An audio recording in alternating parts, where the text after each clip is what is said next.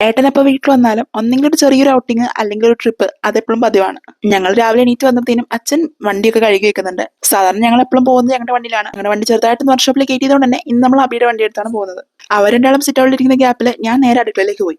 അപ്പോഴേക്കും അമ്മ ചായക്കുള്ള ഒരുക്കങ്ങളൊക്കെ ചെയ്തുകൊണ്ട് നിൽക്കുന്നുണ്ടായിരുന്നു. പിന്നെ അതിന്റെ കൂടെ ഞാനും ചെറുതായിട്ടൊന്ന് ഹെൽപ്പ് ചെയ്തു. രാവിലത്തേക്ക് ഞങ്ങൾക്ക് കപ്പയും മുളകിട്ട മത്തിക്കറിയായിരുന്നു. മത്തി നന്നാക്കിയപ്പോൾ അമ്മ ഈ ഒരു സംഭവം കൂടി എടുത്തു വെച്ചിട്ടുണ്ടായിരുന്നു. ഇതിനെ ഓരോ ആൾക്കാർ ഓരോ പേരിട്ടാണ് പറയുന്നത്. എന്റെ വീട്ടിൽ പറയുന്നത് കരൾ എന്നാണ്. എങ്ങനെ ആ പേര് വന്നതെന്നൊന്നും എനിക്കറിയില്ല. പക്ഷെ ഞാൻ ചെറുപ്പം തൊട്ട് കേട്ടു വന്നത് ആ ഒരു പേരാണ്. അപ്പൊ അതൊന്ന് വറുത്തെടുക്കാന്ന് വെച്ചു. ഇതിനകത്ത് മസാല വെച്ചാൽ ഒട്ടും തന്നെ പിടിക്കത്തില്ല. അതുകൊണ്ട് ഞാനിപ്പോ ചെയ്യുന്നത് എണ്ണ ചൂടാക്കിയിട്ട് അതിനകത്തേക്ക് മസാലകളൊക്കെ ഇട്ടിട്ട് ഇളക്കിയിട്ട് ഇത് ചേർത്തിട്ട് മിക്സ് ആക്കിയിട്ട് എന്നെ അടച്ചു വെച്ചിട്ട് വേവിക്കലാണ്. അങ്ങനെ ചായയൊക്കെ കുടിച്ചിട്ടാണ് വീട്ടിൽ നിന്ന് ഇറങ്ങിയത്. ആദ്യം തന്നെ ഞങ്ങൾ പോയത് കൽപ്പറ്റയിൽ ഞാൻ പഠിച്ച ഇൻസ്റ്റിറ്റ്യൂട്ടിലായിരുന്നു. അവിടുന്ന് സർട്ടിഫിക്കറ്റ്സ് കളക്ട് ചെയ്യണ്ടായിരുന്നു. അത് കഴിഞ്ഞ് തിരിച്ച് വീട്ടിലേക്ക് വരാന്നുള്ള പ്ലാൻ മാറ്റിയിട്ട് ഞങ്ങൾ നേരെ പോയത് കാരാപ്പുഴ ഡാമിലേക്കായിരുന്നു.